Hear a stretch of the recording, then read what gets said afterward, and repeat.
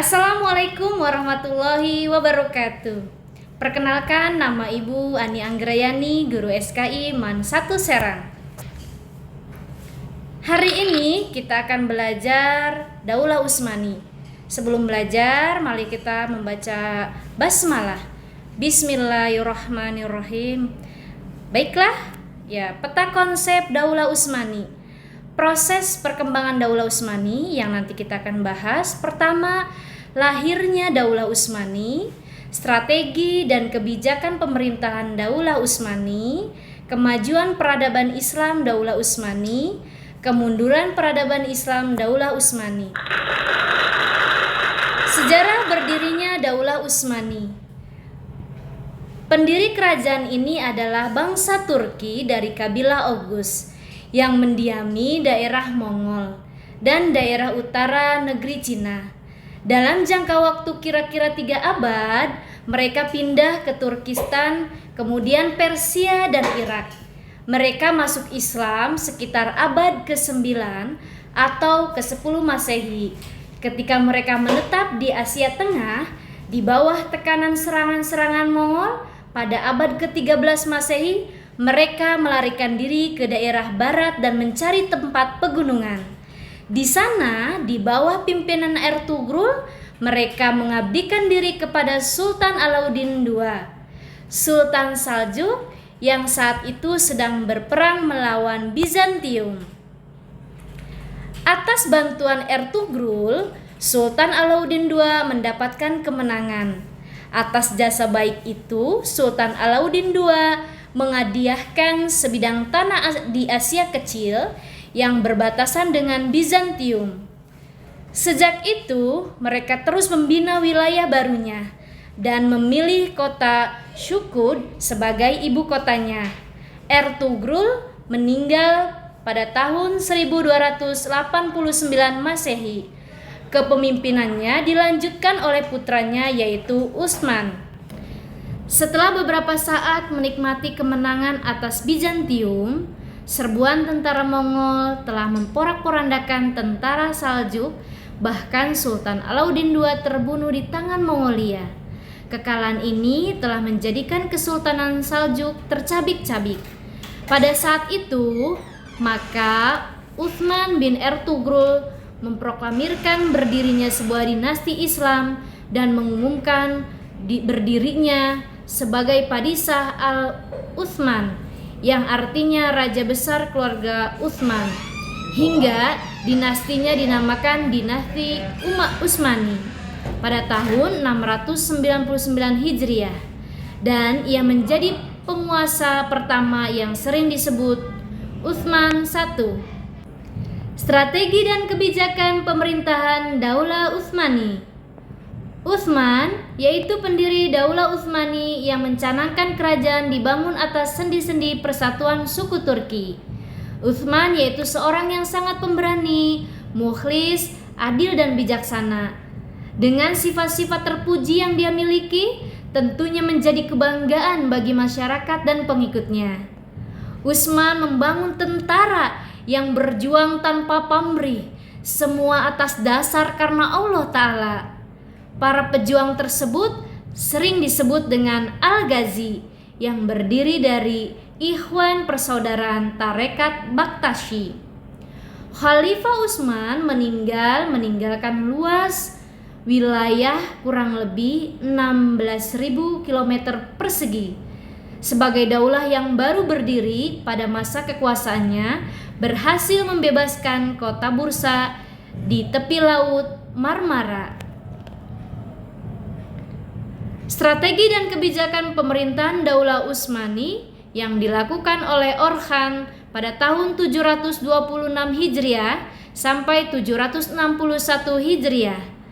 Orhan menggantikan kedudukan ayahnya, yang kemudian pada masa beliau memindahkan kerajaan dari Kurohishar ke Bursa.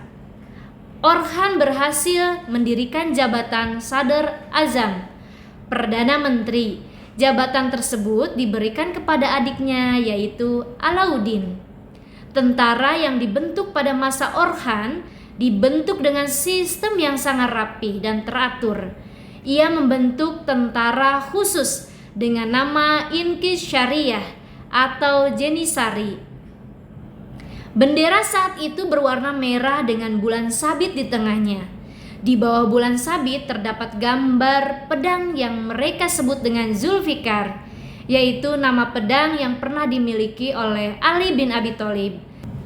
Selanjutnya, pemerintahan dilanjutkan oleh Murad I tahun 761 sampai 791 Hijriah.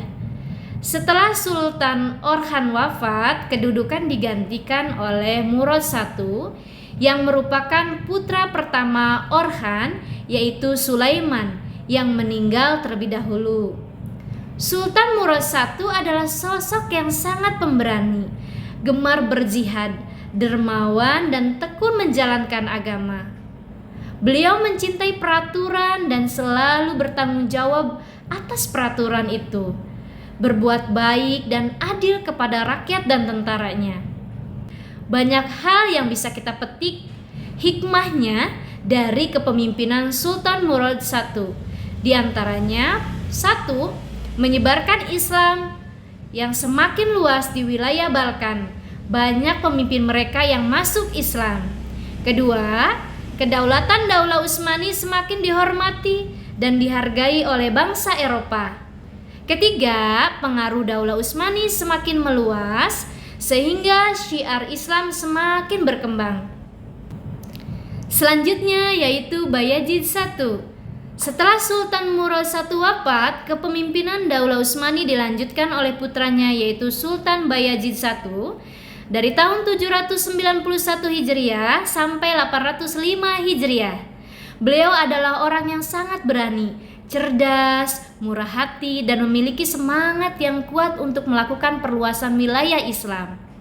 Oleh karena itu, dia sangat memperhatikan masalah-masalah kemiliteran, mengarahkan perluasan wilayah ke negara-negara Kristen Anatolia.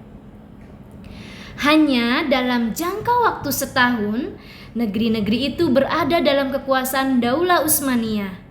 Bayazid bergerak begitu cepat di antara dua Balkan dan Anatolia. Oleh karena itu, beliau diberi gelar Yaldrum atau Kilat. Konstantinopel hampir saja bisa dikuasai, namun Bayazid mengurungkan niatnya untuk menaklukkan Konstantinopel karena munculnya bahaya baru terhadap Daulah Utsmaniyah. Bahaya baru itu adalah adanya serangan tentara Mongol di bawah pimpinan Timur Leng. Ada beberapa faktor yang menyebabkan perselisihan antara Timur Leng dan Bayazid. Antara lain, pertama, para pemimpin wilayah Irak Baghdad yang wilayahnya ditaklukkan oleh Timur Leng banyak yang meminta perlindungan kepada Bayazid. Kedua, kerajaan-kerajaan Kristen memprovokasi Timur Leng untuk menyerang dan mengalahkan Bayazid. Yang ketiga, adanya kesalahpahaman di antara kedua belah pihak sehingga saling menghina dengan yang lainnya, saling membakar surat. Kemudian selanjutnya, di antara keduanya sama-sama saling berusaha untuk meluaskan wilayah kekuasaan. Selanjutnya yaitu pembahasan kemajuan peradaban Islam pada masa Daulah Utsmani. Yang pertama, Muhammad I. Pada tahun 817 sampai 824 Hijriah, Muhammad I adalah putra bungsu dari Bayazid. Setelah berkuasa menggantikan ayahnya, beliau mulai menyusun kekuatan kembali dan memulihkan keadaan Turki Utsmani dari upaya pemecah belah yang dilakukan oleh Timur Leng. Strategi Muhammad I adalah menjalin hubungan diplomatik dengan penguasa Bizantium dan Venesia, dengan maksud agar kedua negeri ini tidak mengganggu kerja utamanya, yaitu mendamaikan Khalifah Utsmani. Berkat usahanya yang gigih, Muhammad I berhasil mengangkat citra Daulah Utsmaniyah sehingga dapat bangkit kembali, yaitu dengan menyusun pemerintahan, memperkuat tentara, dan memperbaiki kesejahteraan kehidupan masyarakat. Selanjutnya, Murad II menggantikan ayahnya pada tahun 824 Masehi sampai 855 Hijriah. Murad II ini anak dari Muhammad I. Ketika beliau menjadi sultan, usianya 18 tahun. Beliau dikenal sebagai penyair dan orang yang mencintai ulama. Cita-cita Sultan Murad II adalah melanjutkan usaha perjuangan Muhammad I, yaitu memprioritaskan utama perjuangannya adalah merangkul kembali daerah-daerah yang terlepas dari Daulah Utsmani, seperti Asia Kecil, Saloniki, Albania, Valka, dan Hongaria. Sultan Murad II membuat istana penguasa bernuansa akademis. Hal tersebut dilakukan agar kegiatan keilmuan tetap berkembang pada zamannya. Beliau mengirimkan sejumlah uang untuk kesejahteraan penduduk Mekah, Madinah, dan Baitul Maqdis sebanyak 3.500 dinar setiap tahunnya. Selanjutnya, Muhammad Al-Fatih menjadi pemimpin tahun 855 Hijriah sampai 884 Hijriah. Al-Fatih adalah gelar kebanggaan beliau karena berhasil menaklukkan Konstantinopel. Muhammad Al-Fatih diangkat menjadi pemimpin Daulah Utsmaniyah ketika usia 22 tahun. Muhammad Al-Fatih berusaha membangkitkan kembali sejarah umat Islam sampai dapat menaklukkan Konstantinopel sebagai ibu kota Bizantium. Muhammad Al-Fatih sudah dididik oleh ulama-ulama Rabbani, diantaranya gurunya adalah Muhammad bin Hamzah. Beliau lebih populer dengan sebutan Syekh Samsuddin. Kemudian gurunya Syekh Ahmad bin Ismail Al-Qurani. Berdasarkan hadis Nabi Muhammad SAW, pada suatu saat kota Konstantinopel pasti akan ditaklukkan oleh umat Islam, dan sebaik-baiknya pemimpin adalah yang menaklukkan, dan sebaik-baiknya pasukan adalah pasukannya. Konstantinopel merupakan kota yang sangat penting. Selanjutnya yaitu Bayazid II memerintah pada tahun 884 sampai 918 Hijriah, menggantikan kedudukan ayahnya. Bayazid II penguasa yang tidak terlalu kuat. Lalu setelah itu pemerintahan dilanjutkan oleh Salim I.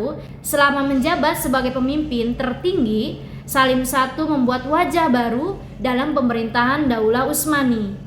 Sulaiman Al-Qanuni menjadi sultan tahun 927 Hijriah sampai 974 Hijriah. Sultan Al-Qanuni naik tahta pada saat Turki Utsmani mengalami puncak kejayaan. Peristiwa penting di masa kepemimpinannya ialah upaya menyempurnakan Undang-Undang Turki Utsmani. Ia tidak hanya merupakan pemimpin militer yang besar, manusia dari pedang seperti ayah dan kakeknya, merupakan manusia dari pena. Sulaiman Al-Qanuni merupakan legislator ulung, berdiri depan mata rakyatnya sebagai penguasa berjiwa besar dan eksponen keadilan yang murah hati. Sulaiman Al-Qanuni diberi gelar Al-Qanuni atau Magnificent, pembuat undang-undang. Kemunduran peradaban Islam masa Daulah Utsmani. Pertama, kondisi pemerintahan yang lemah dan kemerosotan akhlak para pemimpin Daulah Utsmani. Yang kedua, melemahnya kekuasaan militer dan serangan dari bangsa Eropa. Yang ketiga, gerakan oposisi sekuler. Alhamdulillah, mari kita bersama-sama tutup dengan mengucapkan lafaz hamdalah. Alhamdulillahirobbilalamin. Wassalamualaikum warahmatullahi wabarakatuh.